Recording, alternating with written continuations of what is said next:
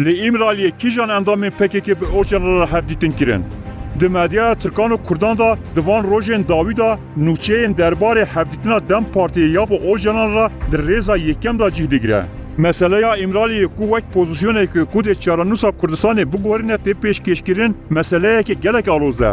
Pêvajoya İmralı'yê ya Abdullah Ocalan û awayê bikaranîna wî li ser Kurdan yek ji mijarên giring e ku divê kesên ku dixwazin sosyolojî û siyaseta Kurdan lêkolîn bikin li ser bisekinin. Di 25 salên dawiyê da Kurd li pey Ocalanê li İmralı'yê têgehên ku li İmralı'yê têne hilberîn têne ajotin. Mijara serekêya ku jî İmralı'yê li ser Kurdan tê sepandin ev e. Li hengekî girtiye dijminan ew zincîr kiriye û eger zincîrên xwe biqetîne dê cîhanê rizgar ke. Her tişt dê azad bibe. Ev senaryo hem ji bo dewleta Tirk û hem jî ji bo PKK û Ocalan bikêr tê. Kurd ji aliyê PKK û Ocalan ve têne kontrol kirin. PKK jî ji aliyê Ocalan ve tê kontrol kirin. Ocalan jî ji aliyê dewletê ve tê kontrol kirin. Yani di encamê da dewleta Tirk Kurdan biriya Ocalan û PKK ve kontrol dike.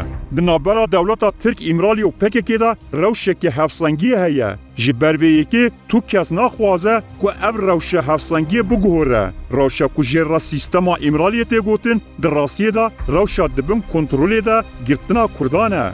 Rewşa ku jê ra tecrida İmralıyê tê gotin, di rastiyê da formeke îstismarê ye ku ji bo Kurd ji aliyê hestiyarî ve ji Ocalan neqetin hatiye afirandin. Tu caran li İmralıyê tecrî çênebûye.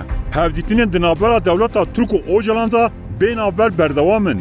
Ji destpêka salên 2000 ve gel li Bakurê Kurdistanê bi gotinên wek Ocalan nexweş e, di bin tecrîdê de ye. Bi zorê porra wî hatiye jêkirin, bi matê kîmyewî hatiye jihrîkirin û her wiha tên xapandin û girse derê xistin kolanan. Lêbelê dema ku gel ev çalakiye dikirin, Ocalan rojane derve şopan, bi rêxistin û dewletê ra hevdîtin dikir. Heta bi kadroyên PKK'yê jî ra hevdîtin dikir. Mêvanên hertimiyê İmralıyê Yüksel Genç û Sabri Ok. Minak, yek ji hevdîtinên ku tut carî ji gel re nehatiye eşkerekirin hevdîtina sala 2006 e. Kadroyên PKK li İmralıyê serdana Ocalan kirine. Piştî ku AKP has ser desthilatdariyê xwaz bi şerkirina li dijî saziyên Ergenekon û Kemalîstên li nav dewlet û artêşê da hegemonya xwe ava bike. Yek ji qadên avakirina vê hegemonyayê jî İmralî bû. AKP ji bo ku nîşan bide ku ew ji artêşa Tirk bêhtir pêşengî dike û bêhtir nerme biryar da ku kadroyên ku dewletê bi xwe organîze kirine bişîne İmraliyê. Piştî tîrmeha sala 2006 jî AKP hewl da ku bi şandina nûçeyên rasterast ji PKK ra vê pêvajoyê bilez bike û AKP û PKK li ser sê navan li hev kirin. Sabri Ok, Yüksel Genç û Ehmed Tirk. Sabri Ok peşî serdana Qendîlê dikew pişra dişe İmraliyê. Ev her sê kes ji aliyê dewletê ve li Stenbolê têne rakirin û pişra jî bi helîkopterê birin İmralî û piştî vê hevdîtinê jî berê wan dana Qendîl. Ev şant pişre di navbera PKK û İmraliyê de hatin û çûn. Heta Sabri Ok wek nûnerê Ocalan ê Tirkiyeyê tê tayinkirin û gelek salan li Tirkiyeyê xebatên PKK bi rêve dibe. Sabri Ok bi awayekî xala hevpara PKK Qendîl û İmraliyê ye. Pişre heman erkê li Brükselê bi rêve dibe. Piştî sala 2015 jî li Rojava bicih bûye û ev erk bi rêve biriye. Yüksel Genç jî yek ji navên serekê yên de hevdîtina PKK Qendîl de ye. Yüksel ku sala 1997 tev li PKK bûye. Di PKK da navê Jiyan Elbîstan bikartîne. Sala 1999 di nav komên aşitiyê ya pêşî de cih digire ku PKK şandiye Tirkiyeyê. Pişre jî li Tirkiyeyê di xebatên PKK da wek rêber maye. Minak, buya koordinatörê giştî yê xebatên çapemenî û weşanê. Yüksel bi jêgirînekî wekî rewşenbîrekî ku dûrî PKK ye, xwastine ku hem bi dewletê ra hem jî bi PKK ra têkiliyên xwe biparêze.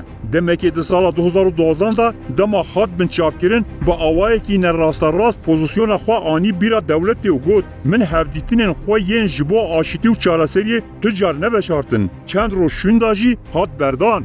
Yüksel Genç, nihala Amedê wek koordinatörê navenda lêkolînên siyasî û civakî yanî Kurtenav Samer hatiye erkdarkirin. Ev her du nav yanî Sabri Ok û Yüksel Genç gelek carên din jî çûne İmraliyê. Hînbûna van wek agahiyên teknîkî jî pir giring e. Ji ber ku gel bi pêbarkirin ji van agahiyan tê manîpulekirin. تگهشنا لی امرالی تجریت هیا اگر اوجلان دولت و پکک هفدیتن بکن دی همو پرسگیرک چارەسەر ببن نه راسته جبرکو هفدیتن امرالی و قندیل و دولت تجاری نقطیانه هی بری چند روزان شاندکی به سروکاتی هفسروک دم پارتی طولای حاتی مغلاری جو سلیمانی نامه یک جی امرالیه جی پکک را برو نامه یک کجکی جی آنی امرالیه ev tora têkiliyên veşartê ku 15 salin dom dike ji wendakirina Kurdan pêve tut tiştekî dî nekiriye. Çareseriyekê rastîn bi hevdîtinên veşartî yên li Brükselê, Enqerê, İmralı û Silêmaniyê çênabe.